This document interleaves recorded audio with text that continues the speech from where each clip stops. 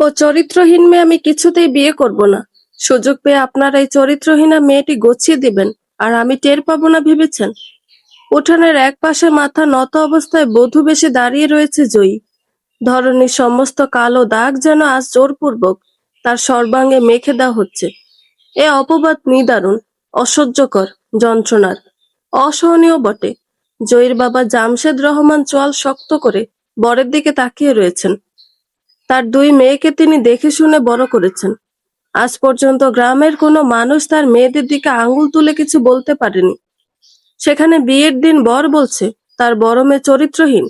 তিনি শিক্ষিত মানুষ, তাই অশিক্ষিতের মতো ব্যবহার তাকে সাজে না। নিজের রাগকে দমিয়ে রাখার চেষ্টা করছেন। তীক্ষ্ণ দৃষ্টিতে তাকিয়ে জিজ্ঞেস করেন, তুমি কিসের ভিত্তিতে আমার মেয়েকে চরিত্রহীন বলছো? কোনো প্রমাণ আছে তোমার কাছে? আলবৎ প্রমাণ আছে। মেম্বারের ছেলে নিজে এখানে উপস্থিত আছে। তাকেই জিজ্ঞেস করুন, তার সাথে আপনার মেয়ের প্রেম ছিল নাকি? বরের চটপটে স্বীকারোক্তি। এবার আর জামশেদ রহমান রাগ দমিয়ে রাখলেন না। সজোরে থাপ্পড় বসালেন বরের গালে। হুংকার দিয়ে বললেন, এক্ষুনি বরযাত্রী নিয়ে আমার বাড়ি থেকে বেরিয়ে যাবে। মেম্বারের ছেলের কথা শুনে তুমি আমার মেয়েকে চরিত্রহীন উপাধি দিচ্ছ? আমি যদি পারতাম এখনই তোমার জিভ টেনে ছিঁড়ে ফেলতাম। ছোটখাটো নয়, বরং বেশ বড়ই ঝামেলা হয়ে যায় বিয়ে বাড়িতে। বরযাত্রীরা চলে গেছে, গ্রামের মানুষ কানাকানি শুরু করে দিয়েছে। তর্ক বিতর্কের কোনো পর্যায়ে জয়ী ঘরে চলে গেছে, তা কেউ খেয়াল করেনি। মেম্বারের বকে যাওয়া ছেলে অনেক আগে থেকে জয়ীকে বিরক্ত করত। ভালোবাসার প্রস্তাব, এমনকি বিয়ের প্রস্তাবও দিয়েছিল। জয়ী কিংবা তার পরিবার রাজি হয়নি, যার ফলস্বরূপ বরযাত্রীকে কান পরা দিয়েই বিয়ে ভঙ্গ করেছে। ঘরের চৌকাঠে মাথায় হাত দিয়ে বসে পড়েছেন জামশেদ রহমান। ভেতরের ঘর থেকে জয়ীর হাউমাউ করা কান্নার শব্দ ভেসে আসছে। আত্মীয় স্বজনরা বলা বলি করছে গ্রামের কোনো এক ছেলের সাথে জয়ীর বিয়েটা দিয়ে দিতে। কিন্তু জয়ী শিক্ষিত মেয়ে, তার উপযুক্ত কোনো ছেলে এই গ্রামে নেই। অন্য গ্রাম থেকেও বিয়ে ভাঙা কোনো মেয়েকে বিয়ে করতে আসার জন্য কোনো ছেলে উদ্গ্রীব হয়ে নেই। জ্ঞাতশূন্য অবস্থায় তিনি কি করবেন বুঝতে পারছেন না। ছোট বোন জেসমিন রহমান তখন ভাইয়ের পাশে এসে বসেন। বোনকে পাশে পেয়ে এতক্ষণে হাউমাউ করে কেঁদে ওঠেন তিনি। ক্রন্দনরত স্বরে বলেন, এমন কেন হলো জেসমিন? আমার মেয়েটার সাথে এমন কেন হলো? আপনি কাঁদবেন না ভাইজান, জয়ীর কিছু হয়নি। বরং যা হয়েছে ভালো হয়েছে। আজ যেটা হলো, এটা যদি বিয়ের পর হতো, বিয়ের পর যদি ছেলে বলতো ডিভোর্স দিয়ে দেবে, তখন কি হতো বলেন তো? বরং শুকরিয়া আদায় করেন, আমাদের মেয়ে বেঁচে গেছে। আল্লাহ যা করেন ভালোর জন্যই করেন। খানিকক্ষণ চুপ করে থেকে বলেন, জয়ীর বিয়ে আজই হবে, আমার অঙ্কনের সাথে। জামশেদ রহমান যেন আঁতকে উঠলেন, সেই সাথে ভীষণ অবাকও হলেন। তিনি বললেন, এসব কি বলিস? অঙ্কন জয়ীর চেয়ে ১.৫ বছরের ছোট। তাতে কি, আপনার বা জয়ীর কোনো সমস্যা হবে? সেটা কথা না জেসমিন, অঙ্কন রাজি হবে না।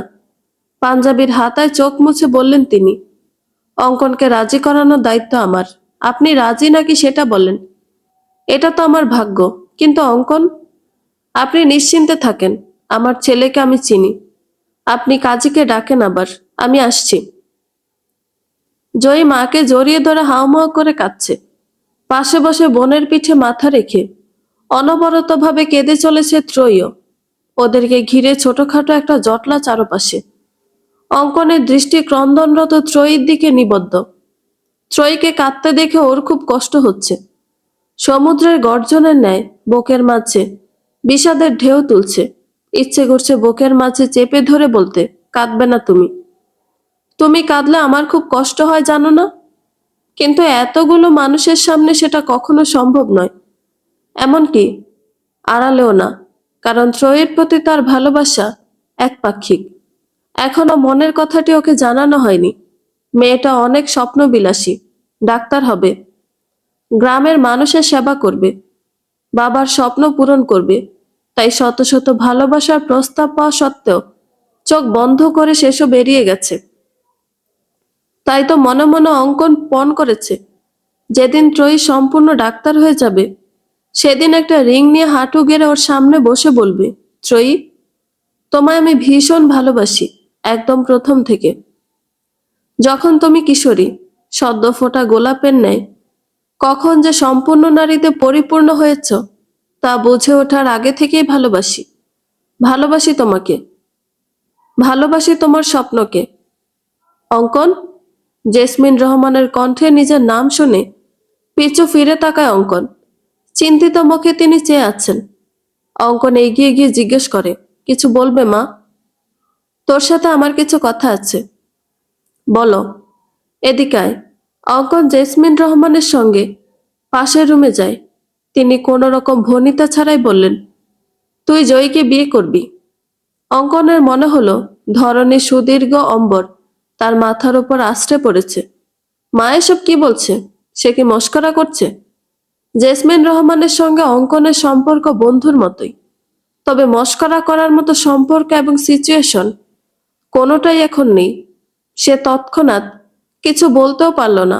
ছেলেকে চুপ থাকতে দেখে তিনি জিজ্ঞেস করলেন, কিরে, চুপ করে আছিস কেন? করবি না বিয়ে? মা, তুমি কি পাগল হয়ে গেছো? জয়ী আর আমি? উদ্ভ্রান্তের মতো বলল অঙ্কন। হ্যাঁ, জয়ী আর তুই। সমস্যা কি?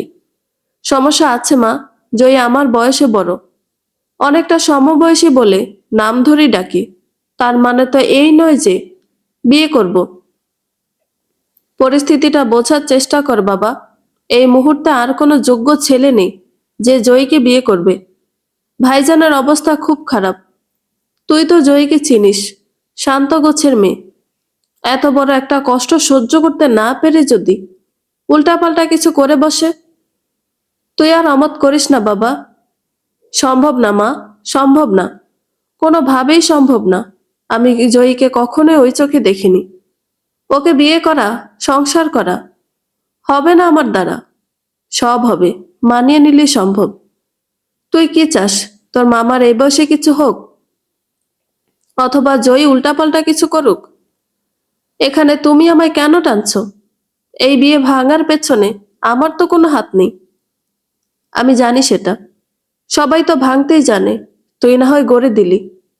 দন্ত দ্বারা নিজের ঠোঁট চেপে ধরে অন্যদিকে ঘুরে দাঁড়ায় অঙ্কন। সে চেয়েছিল ত্রয়ীকে ভালোবাসার কথাটা চেপে যাবে, কিন্তু এখন মনে হচ্ছে বলে দেওয়াই উত্তম হবে। তাই আর কোনো কিছু না ভেবেই বলে ফেলল, আমি ত্রয়ীকে ভালোবাসি মা। জেসমিন রহমান চমকে ওঠেন। একই বাড়িতে থাকে ওরা। ডাক্তারি পড়াশোনার জন্য ত্রয়ীও ওদের সঙ্গে থাকে, অথচ এমন কোনো কিছুই তিনি দেখেননি। ত্রয়ীও তোকে ভালোবাসে? জিজ্ঞেস করেন তিনি।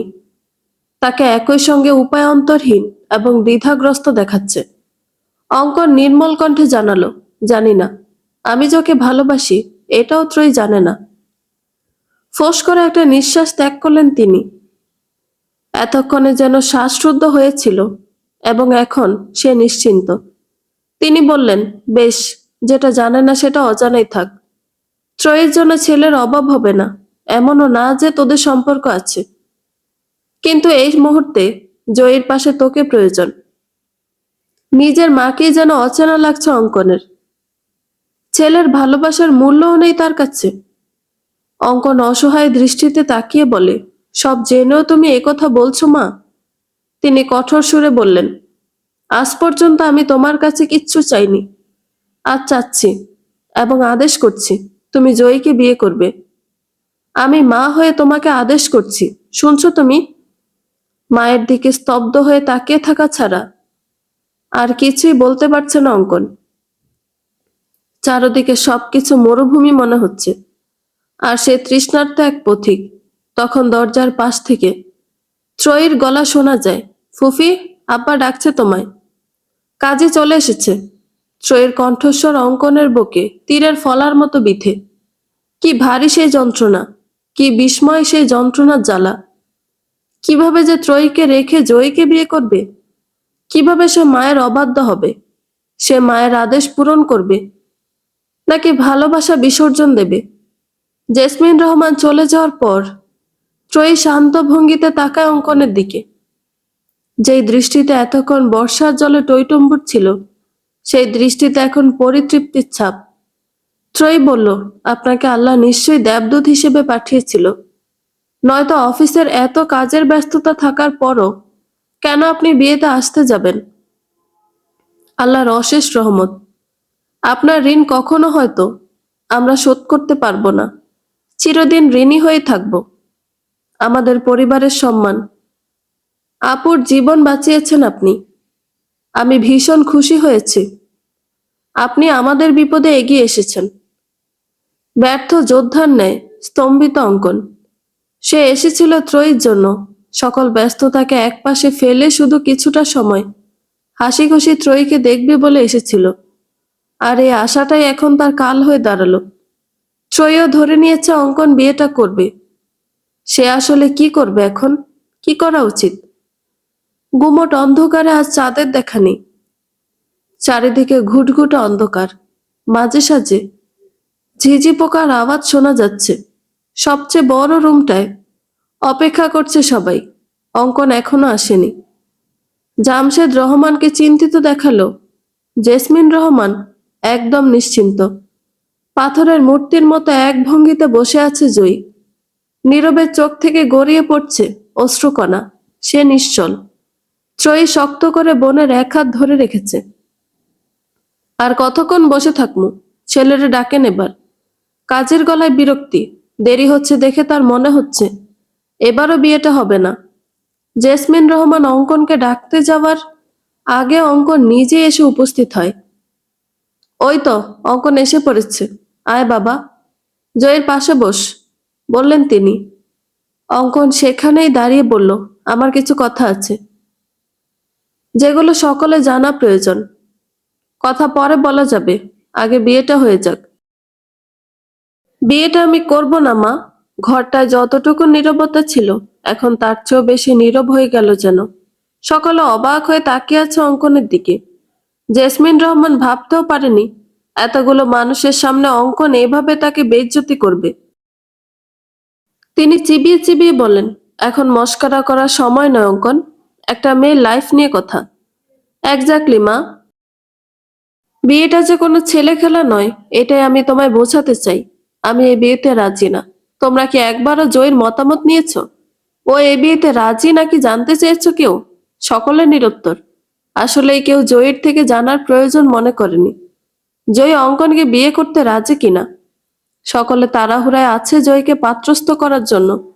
অঙ্কন বলল, বিয়েটা যেহেতু আমরা করব, তাই আমাদের মতামতকে সবার আগে গুরুত্ব দেওয়া প্রয়োজন।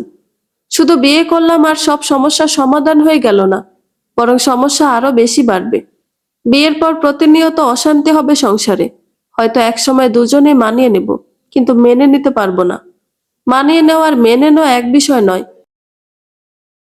অঙ্কনের ভেতর চাপা উত্তেজনা কাজ করছে। জেসমিন রহমান ছেলের সাহস দেখে হতবিহ্বল। আত্মীয় স্বজনদের কাছে ছোট তো হলেনি, এমনকি নিজের ভাইয়ের কাছেও। জয়ী এ পর্যন্ত একটা কথাও বলেনি, চুপ করে আছে পূর্বের ন্যায়। চোখের পানি শুকিয়ে গেছে। জেসমিন রহমান দিক দিশা খুঁজে পাচ্ছেন না। ঠিক কোন কথাটা অঙ্কনকে বললে রাগ মিটবে সেটাও বুঝতে পারছেন না। অপমানে মাথা হেট করে রেখেছেন জামশেদ রহমান। এক প্রত্যাখ্যানের পর আরেক প্রত্যাখ্যান কাম্য ছিল না। যে কষ্ট তিনি নিজে সহ্য করতে পারছেন না, সে কষ্ট জয়ী কিভাবে সহ্য করবে? তিনি ব্যাকুল হয়ে জেসমিন রহমানের উদ্দেশ্যে বললেন, ওকে আর কিছু বলিস না জেসমিন। ভুলটা আমারই ছিল। রাজি হয়ে ভুল আমি করেছি। জয়ীর নিজেরও মতামত নেওয়া দরকার ছিল আমার। না ভাইজান, ওর সমস্যা কি আমার জানতে হবে। কেন ও জয়ীকে বিয়ে করবে না? কোন দিক দিয়ে জয়ী কম ওর থেকে?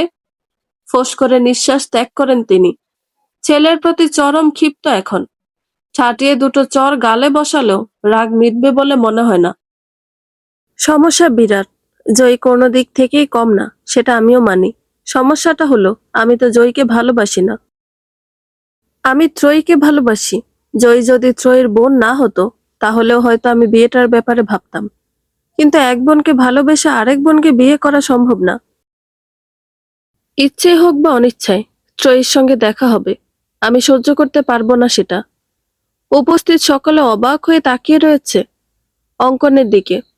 এমনটা তারা কল্পনাও করতে পারেনি। আতঙ্কিত ত্রয়ী স্তব্ধ হয়ে রয়েছে।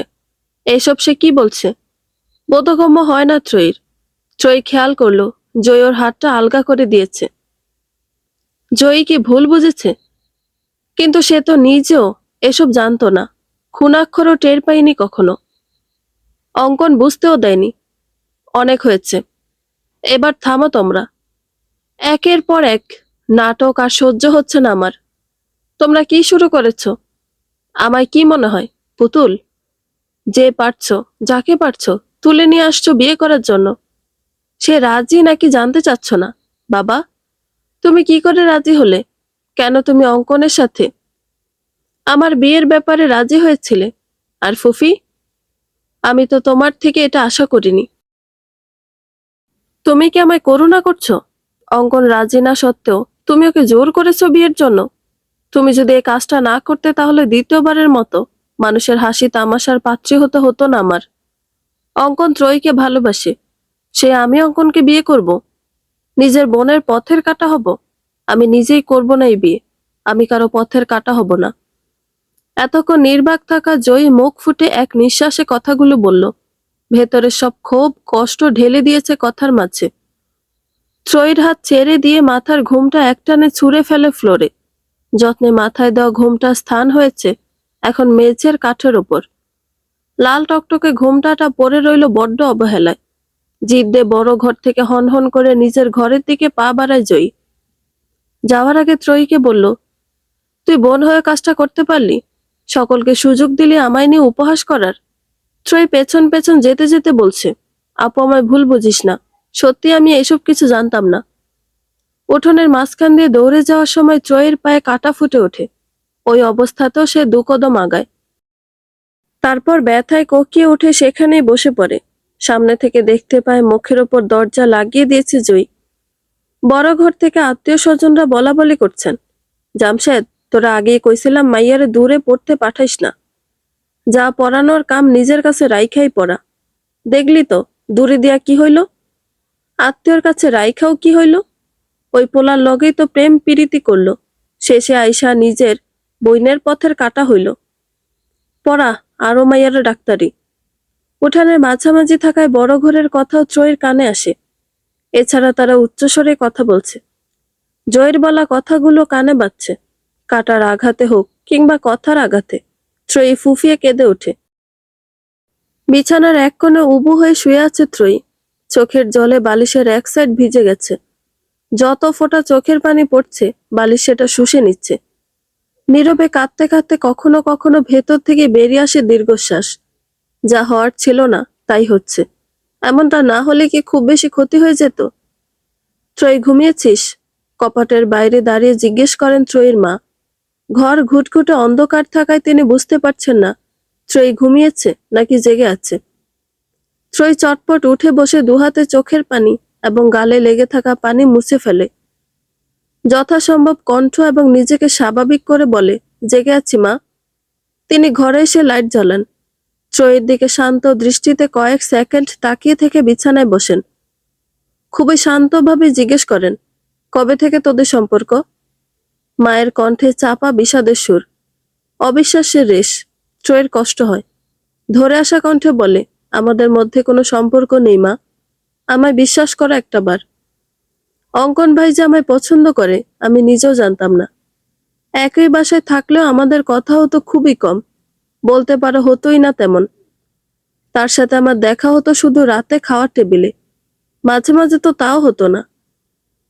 পড়ার চাপের জন্য পরে খেতাম। ছুটির দিনটা বাড়িতে থাকলেও আমি বইয়ের মাঝে ডুবে থাকতাম।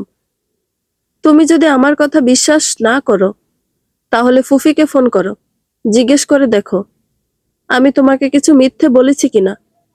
অকস্মাৎ কান্নায় ভেঙে পড়েন মা। ফুফিয়ে ফুফিয়ে বলেন, এরকমটা কেন হলো রে তুই? আমি তো কখনো কল্পনাও করিনি এমন দিন আসবে। সেদিন আমি নিজের মেয়েদের অবিশ্বাস করব। ভাগ্য আমাকে কোথায় এনে দাঁড় করালো। ত্রয়ীর বলার মতো কোনো ভাষা নেই। ঠোঁট চেপে সে নিজেও কাঁদতে শুরু করে। তার নিজের কাছে এখন পর্যন্ত ঘটে যাওয়া সব ঘটনা অবিশ্বাস্য লাগছে। মা চোখের পানি মুছে বললেন, যা হওয়ার হয়েছে, দেখি আল্লাহ কি চান। তুই আর রাত জাগিস না, ঘুমিয়ে পড়। কথা শেষ করে তিনি লাইট অফ করে দিয়ে ঘর থেকে বের হয়ে যান। কান্নার দমক বেড়ে যায় ত্রয়ীর। আজ যদি এই ঘটনা না ঘটতো তাহলে রাতটা অন্যরকম কাটতো। মা পাশে শুয়ে চুলে বিলি কেটে দিতেন। এটা প্রতিবারই হয় যতবার ত্রয়ী ঢাকা থেকে গ্রামে বেড়াতে আসে, এবং যতদিন থাকে ততদিন মা ত্রয়ীর সঙ্গে ঘুমায়। মাথায় হাত বুলিয়ে দেয়, চুলে বেলি কেটে দেয়। কিন্তু আজ, আজ সেসব দিন অতীত তো বটেই, রূপকথার গল্পও মনে হচ্ছে। সময় কত দ্রুত বদলে যায়, কয়েক সেকেন্ডের ব্যবধানে পাল্টে যেতে পারে পুরো জীবন। সব জীবন রঙিন সুতোয় বাঁধে না, কিছু জীবন কাচের মতো ভেঙে গুড়িয়ে যায়। মোরগের ডাকে সকালের ঘুম ভাঙে ত্রয়ীর। বেশ রাত করে ঘুমানোর ফলে মাথাটা ঝিমঝিম করছে। কিন্তু রুটিন মাফিক প্রতিদিন ত্রয়ী 6টা বাজে উঠে বলে আজও 6টা বাজেই ঘুম ভেঙেছে। কিছুক্ষণ চুপ করে বিছানায় বসে থাকে, তারপর হেলতে দুলতে ঘর থেকে বের হয়। কলপারে গিয়ে মুখ ধুয়ে নেয়। জয়ের ঘরের দরজা এখনো বন্ধ। মা রান্নাঘরে মাটির চুলায় রান্না বসিয়েছেন। ত্রয়ী ঘরে না গিয়ে আগে রান্নাঘরে যায়। মাকে ডাকার সঙ্গে সঙ্গে মা চমকে ওঠেন। শাড়ির আঁচলে চোখ মুছে বলেন, হ্যাঁ বল। তুমি কাঁদছো? আমার আর কান্না।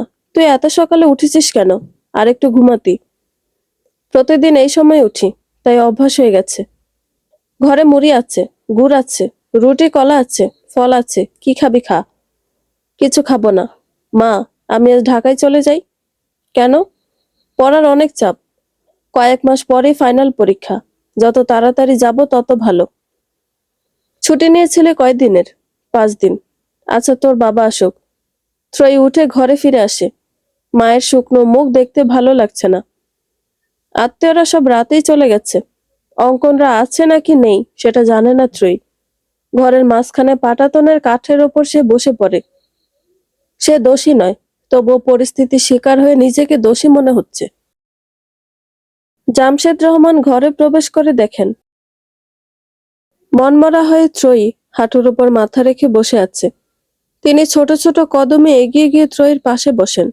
ত্রয়ী এতটাই আনমনা হয়ে চিন্তা ভাবনা করছে যে বাবার উপস্থিতিও টের পায়নি। বাবা ত্রয়ীর মাথায় হাত বুলিয়ে বলেন, সকালে নাস্তা খেয়েছিস মা? চকিতে পাশ ফিরে তাকায় ত্রয়ী। কাল রাতে অঙ্কন যখন সবার সামনে বলল সে ত্রয়ীকে ভালোবাসে, এরপর আর কথা হয়নি বাবার সাথে।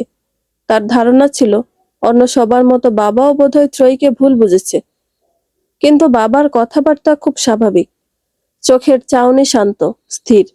বিস্মিত হয় তৎক্ষণাৎ মুখ ফুটে ত্রয়ী কিছু বলতেও পারল না, শুধু দুপাশে মাথা নাড়ালো, যার অর্থ সে খায়নি। একথা শুনে বাবা স্মিথ হাসে বললেন, কেন? ঢাকা শহরের নাস্তা ছাড়া গ্রামের নাস্তা মজা লাগে না? বাবার কথা শুনে মনে হচ্ছে কাল রাতে যেন কিছুই হয়নি। সবটাই ত্রয়ীর কল্পনা মাত্র। আসলেই কল্পনা, নাকি বাবাই অতি স্বাভাবিক ব্যবহার করছেন? ত্রয়ী এবারও নিশ্চুপ। বাবাই বললেন, কালকের ঘটনা নিয়ে মন খারাপ? এবার মুখ খুলল ত্রয়ী, বলল, অন্য সবার মতো তুমিও কি আমায় ভুল বুঝেছো বাবা? তুমি কি আমায় বিশ্বাস করো না? তুমিও কি ভাবো আমি আপুর পথের কাঁটা? ও কথা বললেন না মা। আমি বিশ্বাস করি। আমার 2 মেয়েকে আমি চোখ বন্ধ করে বিশ্বাস করতে পারি। কারণ তোদের 2 বোনকে আমি নিজ হাতে গড়েছি, নিজ হাতে মানুষ করেছি। গ্রামের সবাই তোদের বাবাকে আদর্শ শিক্ষক বলে জানিস তো। সেই বাবার আদর্শে তোরা আদর্শিত হয়েছিস। গ্রামের মানুষ আত্মীয়রা যে যাই বলুক না কেন, আমি তো জানি আমার মেয়েরা কেমন। তাছাড়া আত্মীয়রা যখন উল্টাপাল্টা কথা বলছিল, তখন অঙ্কন পরিষ্কারভাবে বলে দিয়েছে সে একপাক্ষিক ভালোবাসে তোকে, তোর সাথে ওর কোনো সম্পর্ক নেই। কিন্তু আপু আমায় ভুল বুঝেছে আব্বু। ওর ধারণা আমি সব জানতাম। আপু আমার ওপর রাগ করে আছে। ওর কথায় মন খারাপ করিস না রে মা। মেয়েটার মানসিক অবস্থা বুঝতেই তো পারছিস। পরিস্থিতি স্বীকার্যই, ভুলটা আমারই। ওকে অঙ্কনের বিষয়টা আগে জানানোর প্রয়োজন ছিল। কথা বলতে বলতে কান্নায় ভেঙে পড়েন তিনি। পাঞ্জাবির হাতায় চোখ মোছেন। উঠোন থেকে তখন জয়ের কণ্ঠস্বর ভেসে আসে। সে বেশ জোরে শব্দ করে বলে, মা, রান্না কি হয়নি এখনো? না হলে যা আছে খেতে দাও, আমার দেরি হয়ে যাচ্ছে। জামশেদ রহমান আর ত্রয়ী ঘরের দরজায় গিয়ে দাঁড়ান। জয় একবার শুধু ওদের দিকে দৃষ্টিপাত করে মায়ের দিকে তাকায়। মা রান্নাঘর থেকে বেরিয়ে এসে জিজ্ঞেস করেন, কোথায় যাবি তুই? স্কুলে। প্রাইভেট পড়াবো আগে, তারপর ক্লাস। মা অবাক হয়ে জিজ্ঞেস করেন, তুই আজ স্কুলে যাবি? হ্যাঁ যাব। কেন, নিষেধ আছে? কিছু থাকলে দাও, নয়তো চলে যাই। মা অসহায়ভাবে বাবার দিকে তাকান। বাবা নির্বাক। মা বললেন, ঘরে যা, খাবার দিচ্ছি। জয়ী এমন রুক্ষ মেজাজের ছিল না, তবে রাগী ছিল। ওর এমন পরিবর্তন বাবা মাকে পীড়া দিচ্ছে। কিন্তু তারা বুঝতে পারেন জয়ীর মনের অবস্থা এখন ভীষণ খারাপ। কোনো কাজে এখন বাধা দেওয়া ঠিক হবে না। জয়ীকে ঘরে যাওয়ার জায়গা করে ত্রয়ী সরে দাঁড়ায়। জয়ী হাই স্কুলের টিচার। ছাত্রছাত্রী যারা জয়ীর কাছে প্রাইভেট পড়ে ওদের মেসেজ করে জানিয়েছে আজ যেন প্রাইভেট পড়তে আসে। ওদের মধ্যে কেউ কেউ পরিবার সহ জয়ীর বিয়েতে এসেছিল, তাই ওদের জানা রাতে কি হয়েছিল। এরপর আজ হুট করে প্রাইভেট। সবাই এত এত অবাক হয়েছে যে উন্মুখ হয়ে বসে আছে জয়ীর আসার। জয়ী আসা মাত্র সকলে উঠে দাঁড়ায়। জয়ীর মুখ থমথমে, গম্ভীর। ছাত্রছাত্রীর সঙ্গে জয়ী সবসময় হেসে হেসে কথা বলে, দুষ্টুমি করে।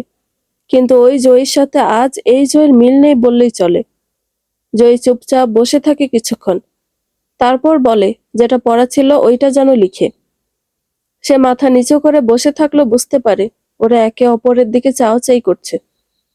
কৌতূহল ওদের সবার মাঝে। ক্লাসে প্রবেশ করার আগে ছাত্রছাত্রীদের কথোপকথন ওর কানে এসেছে। ওদের কথোপকথনের কেন্দ্রবিন্দু ছিল জয়ী। কেউ সহমর্মিতা দেখাচ্ছে তো কেউ করছে করুণা, কেউ কেউ আবার হাস্যরসাত্মক কাহিনী বানাচ্ছে। 1 ঘন্টা প্রাইভেট পড়িয়ে জয়ী টিচার্স রুমে ফিরে আসে। কলিগদের সামনে দাঁড়াতেও তার ভীষণ লজ্জা লাগছে। গতকাল তাদের অনেকেও বিয়েতে উপস্থিত ছিল। জয়ীর মনে হচ্ছে বাড়ির বাইরে বের হয়ে ভুল করেছে। জেদের বসে কাজটা ঠিক হয়নি। নিজেকে স্বাভাবিক রাখার চেষ্টা করছে সে। হ্যান্ডব্যাগ টেবিলের উপর রেখে একটা চেয়ার টেনে বসে। ছুটি এত তাড়াতাড়ি শেষ ম্যাডাম? আজই চলে আসলেন যে? কথাটা বলল জয়ীর এক কলিগ। সে বিয়েতে যায়নি, তবে মনে হয় না এতক্ষণও তিনি জানতে পারেননি গতকাল কি হয়েছে। আরেকজন তখন বলল, স্যার বাদ দিন এসব কথা এখন। কেমন আছেন জয়ী ম্যাম? তিনি বিয়েতে এসেছিলেন, সাহায্য করলেন নাকি করুণা বোঝা গেল না। জয়ী মাথা নাড়িয়ে বলল, ভালো। স্কুলে সকলের বাঁকা চোখে তাকানো। স্কুলে কেন এসেছে আজ জিজ্ঞেস করা। সম্মুখে দাঁড়িয়ে সমবেদনা দেখানোর নাম করে টিটকারি করা, মজা করা, এসব কিছু জয়ীকে তিক্ত করে তুলছে। দম বন্ধ হয়ে আসছে তার। টিফিন টাইমে কাউকে কিছু না জানিয়ে জয়ী স্কুল থেকে চলে আসে। বাজারের দোকানপাটের দোকানদার, কয়েকজন রিক্সাওয়ালা, কম বেশি সবাই জয়ীকে চেনে। তারা ওকে দেখে কানাকানি করছে, ফিসফিস করে কথা বলছে। কোনো কিছুই জয়ীর দৃষ্টি অগোচর হয় না। গ্রামের মহিলাগণ তো সরাসরি ধিক্কার জানাচ্ছে।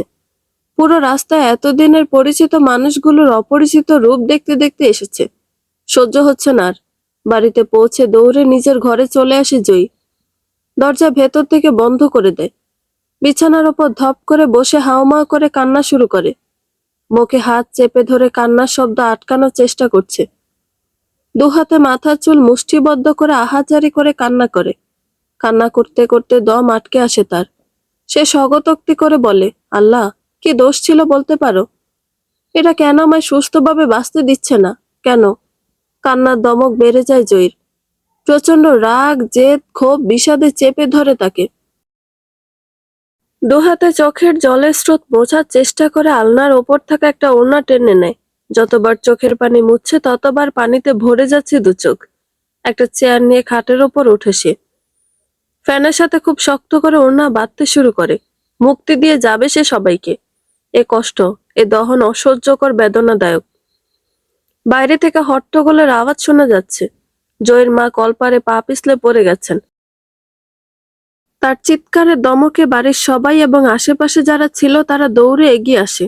পা মচকে গেছে। সবাই ধরাধরি করে ঘরে নিয়ে যায়। জামশেদ রহমান ত্রয়ীকে বললেন, জয়ের ঘর ভেতর থেকে লাগানো। স্কুল থেকে এসেছে বোধহয়, ওকে ডেকে নিয়ে আয় তাড়াতাড়ি। ত্রয়ী মায়ের পাশ থেকে উঠে জয়ের ঘরের কাছে যায়। দরজায় বেশ কয়েকবার করাঘাত করেও কোনো সাড়া শব্দ পাওয়া যায় না। ত্রয়ী এবার চুপ হয়ে যায়। ভেতর থেকে কেমন যেন একটা শব্দ আসছে। পূর্বের তুলনায় এবার আরো জোরে জোরে করাঘাত শুরু করে ত্রয়ী। ফলাফল শূন্য। আশঙ্কা জাগে মনে। দৌড়ে ঘরের পেছনে জানালার কাছে চলে যায়। ধাক্কা দিতেই ভেজিয়ে রাখা জানালাটা খুলে যায়। জয়ী ফ্যানের সাথে ঝুলছে, পা ছোড়াছুড়ি করছে। ত্রয়ী এই দৃশ্য দেখে হতভম্ব হয়ে যায়। গলা দিয়ে কোনো শব্দ বের হচ্ছে না। হাত পা কাঁপছে সমানে। প্রথমে একটা ফাঁকা চিৎকার দেয়, এবার গগন বিদারী চিৎকার করে জামশেদ রহমানকে ডাকেন। ত্রয়ীর এমন চিৎকার শুনে জামশেদ রহমান সহ আরো কয়েকজন এগিয়ে আসেন। উঠানে এসে শুনতে পায় ত্রয়ী চিৎকার করে কাঁদছে। শব্দ অনুসন্ধান করে ঘরের পেছনে এসে দেখতে পায় ত্রয়ী জানালায় থাকা বাঁশের গ্রিলগুলো খোলার চেষ্টা করছে। উদ্ভ্রান্তের মতো আচরণ করছে ত্রয়ী। কি হয়েছে মা, এমন করছিস কেন? বলতে বলতে জামশেদ রহমান ত্রয়ীর কাছে এগিয়ে যায়। দৃষ্টি আপনা আপনি জানালা দিয়ে ঘরের ভেতর প্রবেশ করে। ত্রয়ীর মুখ ফুটে কিছু বলা লাগে না। এবার তিনি নিজেও চিৎকার শুরু করেন। সবার উদ্দেশ্যে চিৎকার করে বলেন, দরজা ভাঙো, তাড়াতাড়ি সবাই দরজা ভাঙো। কয়েকজন শক্ত সামর্থ্য তরুণেরা দরজায় ধাক্কায়। ভেতরে ছিটকিনি ধাক্কার দমকে ঢিলে হয়ে খুলে যায়। সঙ্গে সঙ্গে জামশেদ রহমান হুড়মুড়িয়ে ভেতরে ঢুকেন। জয়ী দু পা নিজের কাঁধের ওপর রাখেন। ইতিপূর্বে জামশেদ রহমানকে কেউ কখনো কাঁদতে দেখেনি। আজ সে বাচ্চাদের মতন কাঁদছেন। বাকিরা তাড়াতাড়ি করে ফ্যানের থেকে ওড়নাটা খুলে ফেলল। জয়ী বার দিয়ে কাশতে আরম্ভ করে এবং শরীরটা নিস্তেজ হয়ে বাবার কোলে ঢলে পড়ে। ত্রয়ী জয়ের পালস চেক করে, নাকের কাছে হাত রাখে, নিঃশ্বাস নিচ্ছে। তারপর সবাই মিলে হাসপাতালে নিয়ে যায়। হাসপাতালের বিছানায় নির্বাক অন্তঃশ্বাস শূন্য হয়ে শুয়ে আছে জয়ী। কারো সঙ্গে কোনো কথা বলছে না। মরতে গিয়েও সে মরতে পারল না। নিজেকে ধিক্কার জানাচ্ছে সে। মৃত্যু কি তাকে ঘৃণা করে? যদি নাই করত, তবে সে কেন মরতে পারল না? এ জীবনের মূল্য যে একদম নেই, একদম না। গুটি গুটি পায়ে ত্রয়ী ভেতরে এসে জয়ীর পাশে বসে। জয়ী একবার তাকিয়ে মুখ ফিরিয়ে নেয়। ত্রয়ীর কষ্ট হয়। ফোনটা জয়ীর পাশে বেডে রেখে জয়ীর হাত ধরে আকুতি করে বলে, আপু, আপুরে, তুই এখনো আমার ওপর রাগ করে আছিস? তুই কেন এই কাজটা করতে গিয়েছিলি? জয়ী আস্তে কিন্তু দরাজ গলায় বলল, ত্রয়ী, রাগ যদি তোর একার ওপর হতো তবে সেটা মিটিয়ে নিতাম। আমি পারছিলাম না নিজের সাথে যুদ্ধ করে ভালো থাকতে। ত্রয়ীর ফোন বেজে ওঠে তখন। ফোনের স্ক্রিনে লেখা অঙ্কন ভাই। জয়ী এবং ত্রয়ী দুজনেই ফোনের দিকে তাকায়। ফোন থেকে দৃষ্টি তুলে জয়ী বাঁকাভাবে ত্রয়ীর দিকে তাকায়। ত্রয়ী ফোন রিসিভ করলে ওপাশ থেকে অঙ্কন জিজ্ঞেস করে, জয়ী এখন কেমন আছে? ভালো। ত্রয়ীর ছোট উত্তর, আমি আসতে চাচ্ছি। কিন্তু জয়ী কি ব্যাপারটা স্বাভাবিকভাবে নেবে? আমায় দেখলে উল্টো রিয়াকশন হবে না? আপনার আসার কোনো প্রয়োজন নেই। কথা বলতে বলতে ত্রয়ী বাইরে যায়। বলল, আপু কোনো রিয়াক্ট না করলেও আপনার আসার প্রয়োজন নেই। যা হয়েছে এতে আপনার দোষ নেই কোথাও। কোনোভাবে নিজেকে দোষারোপ করারও প্রয়োজন নেই। ভাগ্যে হয়তো এমন কিছুই লেখা ছিল। আমি জানি ত্রয়ী, মুখে যত কিছু বলো না কেন, মনে মনে আমার ওপর রেগে আছো। আসলে পরিস্থিতি এমন ছিল যে কোনো কিছু না ভেবে বলে দিয়েছিলাম আমি তোমায় ভালো। সম্পূর্ণ কথা বলার পূর্বেই ত্রয়ী বাধা দিয়ে বলল, অঙ্কন ভাই, যা হওয়ার হয়েছে। অতীত ঘেটে লাভ নেই। তবে একটা কথা বলি, আপনার শুভাকাঙ্ক্ষী হয়ে বলছি, আমায় ভুলে যান। আপনার ভালোবাসা শুধু যদি আমি কেন্দ্রিক হয়, তবে সেই ভালোবাসা কোনোদিনও পূর্ণতা পাবে না। আমার অপরাধ? কোনো অপরাধ নেই। আপুকে যেমন আপনি কখনো ওই নজরে দেখেননি, আমিও আপনাকে কখনো সেই নজরে দেখিনি। দয়া করে এটা ভাববেন না আমি আপুর হয়ে রিভেঞ্জ নিচ্ছি। আমি শুধু সত্যটাই বলছি। তবে এ কথা সত্য, এই ঘটনা না ঘটে ডাক্তার হওয়ার পর যদি বাবা বলতো আপনাই বিয়ে করতে, তাহলে হয়তো আমি বিনা বাক্যে রাজি হতাম। কারণ ডাক্তার হওয়ার স্বপ্ন ব্যতীত আমার জীবনে কোনো স্বপ্ন পুরুষ ছিল না। তবে আমি দুঃখিত, এখন আমি নিরুপায়। ত্রয়ী, ভালো থাকবেন। আল্লাহ হাফেজ। অঙ্কনকে আর কিছু বলার সুযোগ দিল না তুই। লাইন কেটে দিল। জয়ের কাছে ফিরে গেল আবার। এবার জয় নিজ থেকে কথা বলল। জিজ্ঞেস করলো, অঙ্কনের সাথে তোর সম্পর্ক ছিল, আমায় বলিসনি কেন? আমার তার সাথে কেন? কোনো ছেলের সাথে সম্পর্ক ছিল না, নেই। মিথ্যা বলিস না। আমার জন্য ভালোবাসা বিসর্জন দিস না। আমি এত মহান নই আপু। যদি ভালোই বাসতাম, তবে অঙ্কন ভাইয়ের সাথে বাবা তোমার বিয়ে দিতে চায়, এটা মেনে নিতাম না। তাহলে বলতে চাচ্ছিস সম্পর্ক ছিল না? না। জয়ী আর কিছু বলল না। চইও না। পরের দিন জয়ীকে হাসপাতাল থেকে বাড়িতে নিয়ে যাওয়া হয়। গ্রামের মানুষের মুখে মুখে এখন শোনা যাচ্ছে আরেক নতুন কাহিনী। চায়ের দোকানে গ্রামের লোক একত্রিত হলেই শোনা যায় কথাগুলো। এই বাড়ির মহিলা ওই বাড়িতে গিয়ে গল্প করছে। সব কথা জয়ী আর ত্রয়ীকে ঘিরে। সবার কথার ধরন, জামশেদ ভাই কত ভালো মানুষ, তার মাইয়া এমন কাম কেমনে করে? আচ্ছা, বিয়া না হইছে নাই, এই জন্য ছোট বইনের ভালোবাসার মানুষটা পাওনের লাইগা ফাঁসি দিতে হইব? কি ফাঁসি দিল? মরলো তো না। শেষের কথাগুলো শকতকে বলে মানুষজন। তাদের বিষাক্ত কথার কবল থেকে বাদ পড়ে না ত্রয়ীও। তার চরিত্র তুলেও বলে, মাইয়া মানুষ বানাইবো ডাক্তার। ডাক্তারি পড়তে তো যায় নাই, গেছে ফষ্টি নষ্টি করতে। দেখো গা, বিয়া শাদি কতগুলা শহরে করছে। দুই মাইয়া লইয়া কত গর্ব করত সেরির মায়ে। এখন কই গেল ওই গর্ব? দিল না চুনকালি মাইখা? এসব কথাবার্তায় এক মুখ থেকে আরেক মুখে যায়। একজনের বলি আরেকজন আরো একটু মশলা মিশে অন্যজনকে শোনায়। সব কথাই জয়ী ত্রয়ী এমনকি জামশেদ রহমানের কানেও আসে। জামশেদ রহমান বাজারে চায়ের দোকানেও যান না এখন। না, সম্মুখে কেউ কিছু বলে না, কিন্তু ওই যে লোকে বাঁকা চোখে তাকায়, আড়ালে কথা বলে। এসব সহ্য করা বড় কষ্টের। একদিন, দুদিন, 3 দিন সহ্য করলেও এরপর মাত্রা ছাড়িয়ে যায়। সুযোগ পেলে কেউই কথা শোনাতে ছাড়ছে না। যারা কোনোদিন মুখের ওপর কোনো কথা বলতে পারেনি, তারাও এখন বাড়ি বয়ে এসে কথা শুনিয়ে যায়। বাদ যায় না আত্মীয় স্বজনরাও। তাদেরকেও গ্রামবাসীদের নানান রকম কথা শুনতে হয়, যার ঝাল এসে তারা জামশেদ রহমান এবং মায়ের ওপর ওঠায়। জামশেদ রহমান আর সহ্য করতে পারলেন না। হার্ট অ্যাটাক করে বসলেন তিনি। একদিন, কাকে আপনারা পথের কাঁটা বলবেন? জয়ীকে, ত্রয়ীকে, নাকি এই সমাজের বিষাক্ত মানুষরূপী কীটগুলোকে? সময়টা শীতকাল। শীতের ঠান্ডা বাতাসের দাপটে টিকে থাকা মুশকিল। হাড় হিম হয়ে আসে। গায়ে গরম কাপড় থাকা সত্ত্বেও শীত মানছে না। শহরের তুলনায় গ্রামে বরাবরই শীত বেশি থাকে। এবারও তার ব্যতিক্রম হয়নি। উঠানে এসে দাঁড়ালেই দাঁতে দাঁতে বাড়ি লাগে। ঠিক এতটাই শীত। সময়ের স্রোত নদীর মতোই। কিভাবে যে এর মাঝে 2.5 বছর কেটে গিয়েছে বুঝতেই পারেনি কেউ। জামশেদ রহমান রান্নাঘরের একপাশে বসে আছেন, গুটিসুটি হয়ে, গলায় মাফলার পেঁচানো আর শরীরে চাদর। ত্রয়ী ঘড়ি দেখতে দেখতে ঘর থেকে বের হয়। শীতের কুয়াশা মাথায় নিয়ে তাকে অনেকটা পথ চলতে হবে, যেতে হবে হাসপাতালে। ত্রয়ী এখন একজন সফল ডাক্তার। কত দায়িত্ব তার। ব্যস্ত সময় পার করতে হয়। জামশেদ রহমানের উদ্দেশ্যে ত্রয়ী বলল, বাবা, আমি হাসপাতালে যাচ্ছি। ঘড়ি থেকে চোখ তুলে বাবার দিকে তাকাতেই তার দুহাত আপনা আপনি কোমরে চলে যায়। দুহাত কোমরে রেখে ত্রয়ী রাগী রাগী গলায় বলল, তোমার কি একটু ভয় করে না? জামশেদ রহমান জানেন ত্রয়ী কেন বকছে। তার কারণটা আহামরি কিছু না হলেও ত্রয়ীর কাছে বিশাল। মেয়ে যে তার ডাক্তার, তিনি বাচ্চাদের মতো মুখটা দুঃখী দুঃখী করে বলেন, আমার কি করেছে মা? ঢং। কি করেছো জানো না? এত শীত এখন, তার মধ্যে তুমি একটা চাদর গায়ে দিয়ে বসে আছো। কই একটা চাদর? দেখ, মাফলারও আছে গলায়। গলার মাফলারটি দেখিয়ে বললেন তিনি। ত্রয়ী কপট রাগ দেখিয়ে বলল, তুমি কি আর শুধরাবে না? শুধরালে কি আর প্রতিদিন তুই আমায় বকবি? বাপ মেয়ের খুনসুটি দেখে মুস্কি মুস্কি হাসছে মা। হরহামেশাই জামশেদ রহমান ত্রয়ীর কাছে বকা খাবেন, এবং সেটা ইচ্ছে করি। না হলে নাকি তার দিনটাই খারাপ যায়। ত্রয়ী যখন শাসন করে, তখন জামশেদ রহমানও যেন 5 বছরের বাচ্চা বনে যান। ত্রয়ী আর কিছু না বলে ঘরে চলে যায়।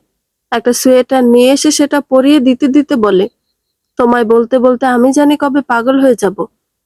লোকে কি বলবে বলো তো? বলবে, মেয়ে ডাক্তার হলে কি হবে, নিজের বাবাকে সুস্থ রাখতে পারে না। আমার মেয়ে লোকের কথা ধার ধারে না, সেটা আমি ছাড়া আর ভালো কি জানে। একথা শেষে গভীরভাবে বাবার দিকে দৃষ্টিপাত করে ত্রয়ী। সত্যিই তো, বাবার অজানা নয় এই বিষয়টা। তৎক্ষণাৎ সম্বিত ফিরে পেয়ে মানকি টুপি পরাতে পরাতে বলে, দেরি হয়ে যাচ্ছে আমার।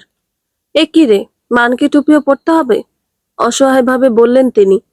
ত্রয়ী মেয়েকে ধমক দিয়ে বলল, হুম, একদম চুপ। কোনো টালবাহানা করলে চলবে না। মানকি টুপি পরলে কানে বাতাস লাগবে না। যথা আজ্ঞা আম্মাজান। এখন আমি আসছি। সাবধানে যাস। আমি কি একটু এগিয়ে দেব? কোনো প্রয়োজন নেই। আচ্ছা। সুবোধ বালকের ন্যায় ঘাড় নাড়লেন তিনি। ত্রয়ী জানে, বারণ করা সত্ত্বেও বাবা পিছু পিছু আসবে লুকিয়ে। এটাও নতুন নয়, অনেক আগে থেকে হয়ে আসছে। ত্রয়ী মুস্কি মুস্কি হাসে। টিচার্স রুমে বসে সকালের পত্রিকা পড়ছিল জয়ী। পত্রিকা পড়া তার অভ্যাস নয়, কলেজে এসে সময় কাটাতে পড়ে। এই কলেজে সমাজকর্মের শিক্ষক হয়ে জয়েন করেছে 1 বছর হবে। পত্রিকার একটা শিরোনামে জয়ীর চোখ আটকে যায়। সুনামগঞ্জ জেলায় বিয়ের দিন বিয়ে ভেঙে যাওয়ায় তরুণীর আত্মহত্যা। বিস্তারিত পরে জয়ী যা বুঝলো, বিয়ে ভাঙার কষ্টের চেয়েও গ্রামবাসী নানান ধরনের কথা সহ্য করতে না পেরে মেয়েটি আত্মহত্যা করেছে। জয়ীর বুকের গহীন থেকে দীর্ঘশ্বাস বেরিয়ে আসে। মনে পড়ে যায় সেদিনের কথা। যদি আজ সে পৃথিবীর বুকে বেঁচে না থাকতো, তাহলে তাকে নিয়েও হয়তো এমন একটা শিরোনাম তৈরি হতো। সেদিনের পর জয়ীর পথ চলাটা এত সহজ ছিল না, বরং বেঁচে থাকাটাও তার কাছে অভিশাপ বলে মনে হতো। গ্রামের মানুষ, সমাজের মানুষ যেন পণ করে বসেছিল, কিছুতেই তারা জয়ীকে বাঁচতে দেবে না। না, তারা জয়ীকে প্রাণে মারবে না, মারবে কথার আঘাতে। মরে গেল তো বেঁচেই গেল, কিন্তু এই যে গ্রামবাসীর কথা শোনা, অপমান, লাঞ্ছিত হওয়া, এসবের পর জয়ীর মনে হতো সে ঠিক বেঁচে নেই, একদম জীবন্ত লাশের মতো। সে চুপ ছিল, নীরব রেখেছিল নিজেকে, গুটিয়ে নিয়েছিল সবার থেকে। কিন্তু বাবার হার্ট অ্যাটাক তাকে আরেকটা ধাক্কা দেয়। সে বুঝে যায় শুধুমাত্র তার জন্য আজ বাবার এই পরিস্থিতি। আরও একবার সে বোকার মতো সিদ্ধান্ত নেয়। হ্যাঁ, দ্বিতীয় সিদ্ধান্ত আত্মহত্যাই ছিল। তার বোধ বুদ্ধি ছিল না তখন, নির্বোধ ছিল, একদম নির্বোধ। কেননা জ্ঞানী ব্যক্তি, বুঝদার ব্যক্তি কখনো আত্মহত্যার পথ বেছে নেয় না। জয়ী নিঃসন্দেহে এখন বুঝদার ব্যক্তি, কারণ আগের সে বোকামের কথা মনে পড়লে সে নিজেকে নির্বোধ বলে গালি দেয়। আফসোস লাগে, কি করে সে এই কাজগুলো করতে গিয়েছিল। তখন আশার আলো হয়ে আসে ত্রয়ী। প্রথমবারের মতো দ্বিতীয়বারও আল্লাহ ত্রয়ীকেই পাঠায়। তবে এবার সে কান্না জড়িত ত্রয়ীকে দেখেনি, দেখেছে এক কঠোর ত্রয়ীকে, যার মাঝে নতুনভাবে বাঁচার, প্রতিবাদ করার, সমাজকে বুড়ো আঙুল দেখানোর উদ্যম ছিল, সাহস ছিল। শুধু আগে কোথায় যেন একটা অদৃশ্য দেয়াল ছিল। বাবার হার্ট অ্যাটাকের পরই এই দেয়ালটা ভেঙে চুরে যায়, যার ফলে দেখা মেলে নতুন ত্রয়ীর। এক হাতে সে বাবা আর জয়ীকে সামলিয়েছে, অন্য হাতে সমাজকে ঠেকিয়েছে। জামশেদ রহমান কিছুটা সুস্থ হওয়ার পর বাজারে যান, সঙ্গে ছিল ত্রয়ী। তখনও পর্যন্ত গ্রামবাসীর কানাঘুষা বন্ধ হয়নি।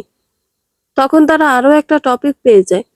লোক দেখানো কষ্ট দেখিয়ে তারা আফসোসের স্বরে বলে, কত আদর যত্ন কইরেই না মাইয়া দুইটারে মানুষ করছিল মাস্টার সাহেব, আর আইজ হে মাইয়া গো কারণে হার্ট অ্যাটাক করলো। বাঁচবো না তো, এমনি কি মানুষ বাঁচে? এসব কথা যে ওদের কানে আসতো না তা নয়, সবই শুনতো। তবুও চুপ থাকতো সময়ের অপেক্ষায়। চায়ের দোকান থেকে ডাক দেন প্রতিবেশী এক চাচা। সেখানে আরো অনেকেই উপস্থিত ছিলেন। অনিচ্ছা প্রকাশ করলেন না জামশেদ রহমান। সেখানে গিয়ে বেঞ্চের খালি জায়গায় বসলেন। যে ডাক দিয়েছিল সে জিজ্ঞেস করলো, এখন কেমন আছো, শরীর কেমন? জামশেদ রহমান মাথা নাড়িয়ে বললেন, আলহামদুলিল্লাহ, আল্লাহর রহমতে ভালো আছি। ভালো থাকলেই ভালো। তা তোমার বড় মাইয়া এখন আর পাগলামি করে নাকি? বিয়া শাদি দিয়া ফালাও, আর ঘরে রেখা কি হইব? আমার হাতে একটা ভালো পাত্র আছে, আগে একটা বিয়া করছিল, ওই বউ নাই, ছেলে ধনী আছে, বিশাল জমি জমা আছে। তুমি বললে ছেলেরা আসতে কই, কি কও? বিরক্তিতে মুখ তেতো হয়ে আসে জামশেদ রহমানের। তিনি মনে মনে কিছু বলার জন্য প্রস্তুত হচ্ছেন। তখনই ত্রয়ী বলল, আসসালামু আলাইকুম চাচা। প্রথমে মাফ চেয়ে নিচ্ছি বড়দের মাঝে কথা বলার জন্য, কিন্তু একদম চুপ থাকতেও পারলাম না। আপনার পাত্রের বর্ণনা শুনে মনে হলো আপনি আসলে মেয়ে নয়, কোনো পণ্য ক্রয় করার বিষয়ে কথা বলছেন। আমার আপু তো পণ্য নয়, রক্তে মাংসে গড়া মানুষ। তাহলে অর্থের হিসাব কেন আসছে? তাছাড়া মেয়ে আমাদের পরিবারের, চিন্তাও আমাদের। আপনাদের এত টেনশন দেখে সত্যি আমি আপ্লুত। আপনার ঘরে না একটা মেয়ে আছে, শুনেছি পড়ালেখায় নাকি গণ্ডমূর্খ। এটা কিন্তু আমার কথা নয়, আপনারই মতো অনেকে বলে। তো যা হোক, ওই মেয়েরে এই ছেলের সাথে বিয়ে দিয়ে দেন। ভালো পরামর্শ দিলাম। চাচা তেলে বেগুনে জ্বলে উঠলেন। এতগুলো মানুষের সামনে হাঁটুর বয়সে এক মেয়ে তাকে অপদস্থ করেছে, এটা তিনি কিছুতেই মানতে পারছেন না। তিনি প্রায় চেঁচিয়ে বললেন, জামশেদ মাইয়ারে দেখি বেয়াদব বানাইছো। এই মাইয়ালে এত গর্ব, ডাক্তার বানাইবা? ঘেরচু হবে। কোনোদিনও তোমার এই স্বপ্ন পূরণ হইব না।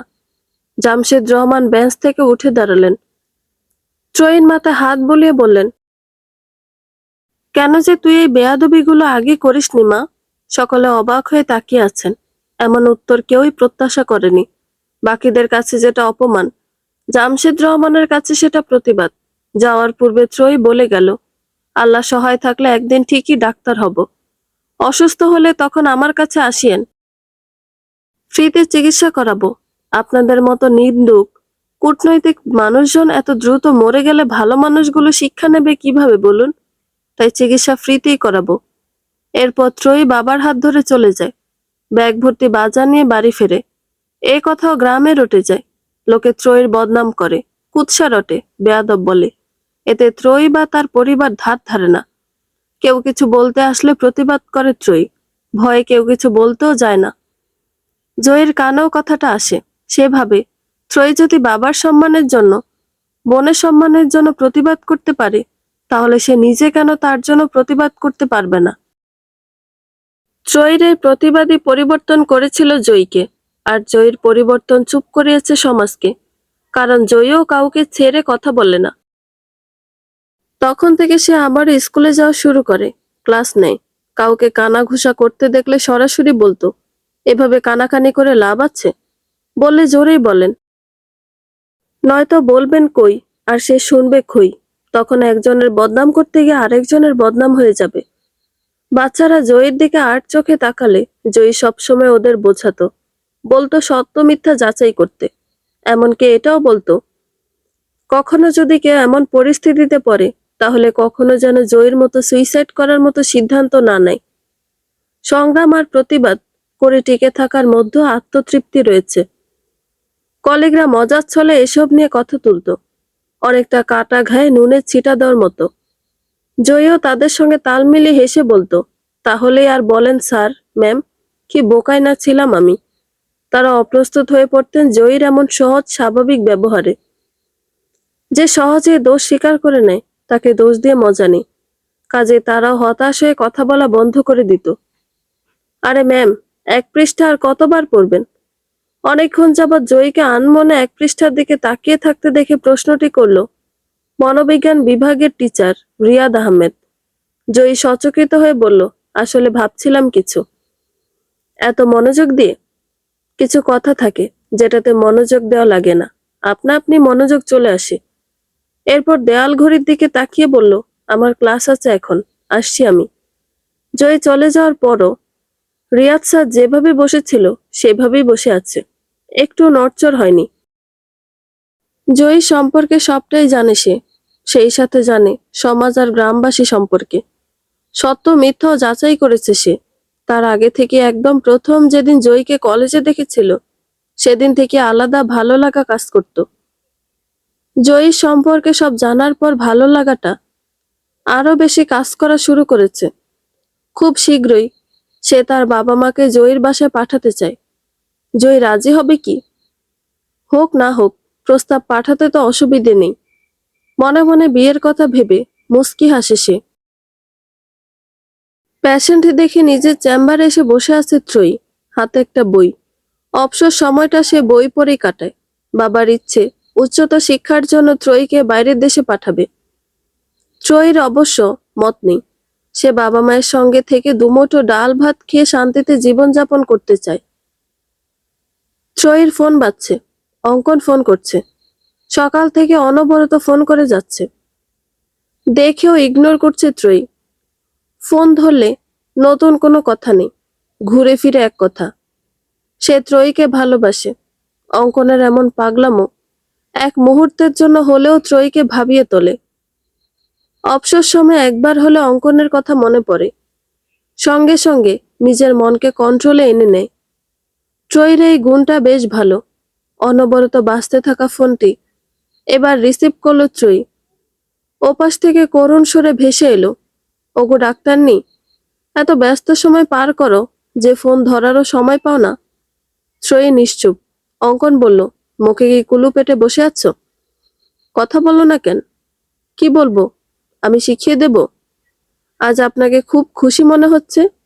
বাহ, ডাক্তারনি দেখি আজকাল মনও পড়তে পারে। হুম, খুশি তো বটেই। ভালো। শুধু ভালো? আর কি?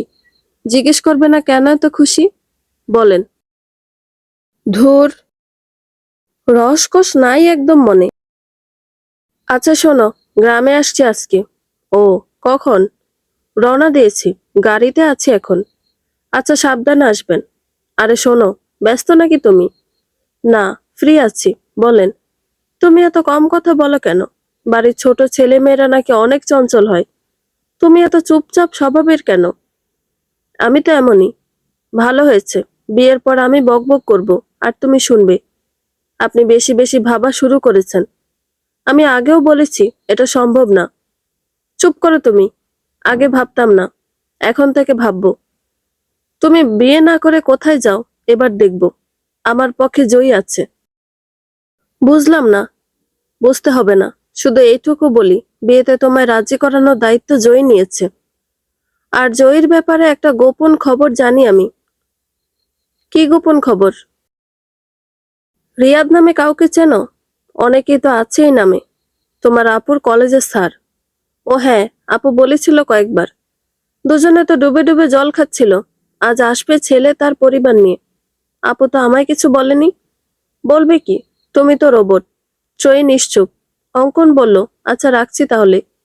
অনেকক্ষণ বিরক্ত করলাম, বাকিটা বাড়িতে ফিরে। আল্লাহ হাফেজ। শোনো শোনো, বলেন। ভালোবাসি ডাক্তারনি। ট্রয়ী এবারও নিশ্চুপ। ওপাশ থেকে অঙ্কনের হাসির শব্দ শোনা গেল। তার পরপরই লাইনটা কেটে গেল। Ma'am busy? আসবো? চেম্বারের দরজায় দাঁড়িয়ে বলল জয়ী, মুখে প্রশস্ত হাসি। ট্রয়ী হেসে ফেলল, বলল অবশ্যই। আপনার জন্য সব ব্যস্ততা বাদ। চাপা মারিস না তো আর। এখন যদি কোনো পেশেন্টের ডাক পড়ে, তাহলে তুই দৌড়ে চলে যাবি, আমি জানি। ভেতরে আসতে আসতে বলল জয়ী। ট্রয়ীর সামনে চেয়ারটাতে বসলো। জয়ী এখন সবসময় হাসি খুশি থাকে, তবে আজকে একটু বেশিই খুশি। তবে কি অঙ্কনের বলা কথাটাই সত্যি? একবার কি জিজ্ঞেস করবে? না থাক, বলার হলে আপুই বলবে। জয়ের মুখ দেখে বোঝা যাচ্ছে কিছু বলতে চাচ্ছে সে। জয় সে অপেক্ষাতে আছে। জয় এবার প্রফুল্ল হয়ে টেবিলের ওপর দুহাত রেখে বলল, তোকে একটা কথা বলবো ত্রয়ী। কি কথা? রিয়াদের কথা বলেছিলাম না, সে আজ বিয়ের প্রস্তাব নিয়ে আসবে। এজন্যই কি তুমি এত খুশি? জয় উত্তরে হাসলো। ত্রয়ী জিজ্ঞেস করলো, আচ্ছা আপু, এর আগে তুমি কাউকে ভালোবাসোনি? না, এমনকি যার সাথে আমার বিয়ে ঠিক হয়েছিল তাকেও না। আল্লাহ যা করেন ভালোর জন্যই করেন রে ত্রয়ী। তা তো অবশ্যই। তোকে কত কথা শুনিয়েছিলাম, কষ্ট দিয়েছিলাম। আমার ওপর তোর কখনো রাগ হয়নি? না, কারণ আমি জানতাম যেদিন তুমি নিজেকে সামলিয়ে নিতে পারবে, সেদিন নিজেই ভুল আর সঠিকের মাঝে তফাৎ খুঁজে পাবে। যদি কষ্ট পেয়ে থাকিস মাফ করে দিস বোন। তুমি কি আজই শ্বশুরবাড়ি যাওয়ার পরিকল্পনা করেছ? না মানে, যেভাবে মাফ টাফ চেয়ে নিচ্ছ। টিপ্পনি কেটে বলল ত্রয়ী। জয়ী চোখ বড় বড় করে বলল, আমার সাথে বিটলামি না। তোমাকে বাড়ি থেকে বের করার ব্যবস্থা খুব শীঘ্রই করব আমি। কচু। তুই কচুর ডগা। এভাবে দু বোনের কিছুক্ষণ ঝগড়া চলে। দুপুরের পর দুজনে একসাথে বাড়িতে ফিরে। এখন আর কেউ ফিসফিসিয়ে ওদের বদনাম করে না। লাভ হয় না যে, গায়েই মাখে না। এখন আনমনি ওইসব লোকদের মুখ থেকে বেরিয়ে আসে, মেয়ে দুটোর দম আছে। এখন অপছন্দ করার মানুষের চেয়ে পছন্দ করে এমন মানুষের সংখ্যাই বেশি। সমাজের নীতি এটা। যখন তোমার সময় খারাপ যাবে, তখন তারা চেষ্টা করবে টেনে হিঁচড়ে আরো নিচে নামানোর জন্য। খুব কম সংখ্যক মানুষই সহযোগিতার হাত বাড়িয়ে দেয়। আর যখন সময় ভালো যাবে, তখন পাশে মানুষের সংখ্যাও বাড়বে। তথাকথিত আছে, পায়ের নিচে মাটি শক্ত হলে কাঁধে হাত রাখার মানুষের অভাব হয় না। ওদেরও এখন অনেক মানুষ পছন্দ করে, যেচে কথা বলে। ভালো ভালো ঘর থেকে বিয়ের প্রস্তাব আসে। স্বাভাবিক। অন্যদের মতো সমাজে চাপা কলে পড়ে ওরা দুমড়ে মুচড়ে যায়নি, বরং জেগে উঠেছে, সংগ্রাম করেছে। সমাজকে বুড়ো আঙুল দেখিয়ে বলে দিয়েছে, তোমরা সমাজের কীট। সমাজকে কলুষিত করেছে তোমাদের মতোই মানুষগুলো। আজকাল ভালো মানুষদের জন্য সমাজ মানে আতঙ্ক। আর এই তোমাদের মতো সমাজে থাকা পথের কাঁটাগুলো উপড়ে ফেলে আমরা সামনে এগিয়ে গিয়েছি। শেষে গল্পের দুটো মেসেজ দিয়ে ইতি টানছি। মেসেজ 1, একটা বিয়ে ভাঙা মেয়ে কখনোই সমাজের কারো পথের কাঁটা হয় না, বরং ওই মেয়েটির জীবনে সমাজের কিছু বিকৃত মস্তিষ্কের মানুষই পথের কাঁটা হয়ে দাঁড়ায়, যা মারিয়ে যাওয়া দুষ্কর। আর যে পারে সে সফল, সে স্বাধীন। মেসেজ 2। মেয়ে মানে বাবা মায়ের পথের কাঁটা নয়, মেয়ে মানে সমাজের পথের কাঁটা নয়, বরঞ্চ সমাজই ভেঙে পড়া একটা মেয়ের পথের কাঁটা। মেয়ে মানে আত্মত্যাগী, মেয়ে মানে রাজকন্যা, মেয়ে মানে বাবা মায়ের ভরসা। বন্ধুরা, গল্পটা ভালো লেগে থাকলে একটা লাইক করে দিবেন, এবং গল্প সম্পর্কে কোনো মতামত জানানোর থাকলে কমেন্ট করতে পারেন। নতুন নতুন আরো গল্প শোনার জন্য চ্যানেলটি সাবস্ক্রাইব করে পাশেই থাকবেন। ধন্যবাদ সবাইকে, ভালো থাকবেন।